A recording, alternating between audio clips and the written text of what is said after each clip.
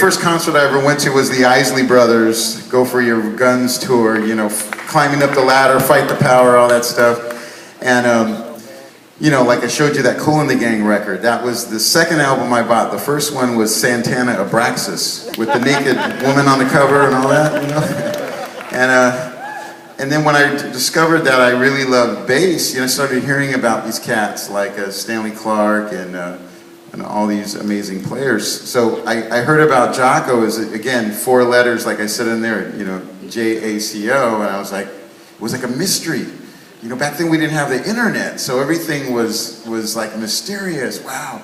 And when he came through with the Weather Report, and I actually saw him play, I was like, this is incredible, because there were so many types of people in the audience. I mean, I saw skateboarder and surfer friends that I had, because Santa Monica was 1 block from the beach, so I see these characters there, and I see the jazz contingent there, and I saw these punk rockers and these heavy metalers, and Jaco really controlled the audience that night. I remember he slid into his bass, he put it down on one side, and he ran and got a running start, and he slid like he was sliding into home plate. Yes! And I'd never seen anyone do that. So at that moment, it was just, it changed my life. I was like, this guy, like, you know, Flea says it best, right? So, and what I gotta say real quick is, I had a band, you know, when I was in Suicidal Tendencies, there was several times where I was, you know, so influenced by him, and I would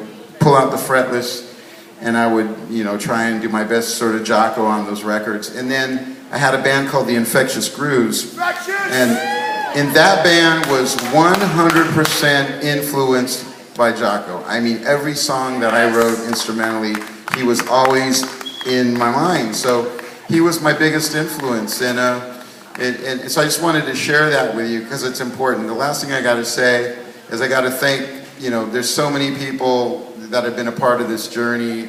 You know, again, Bob Bobbing has been amazing in helping us with early years, and you know, it's been for me at least, it's been nearly 6 years, and there hasn't been a minute where I don't think about Jaco. And I know there's been a lot of miracles along the way each year, whether it was Joni Mitchell coming on board 4 years in, or Jerry Jamot coming on board 3.5 years in. There was certain things that happened. I don't know how or why or what, but miraculously things happened to make this film what it is today.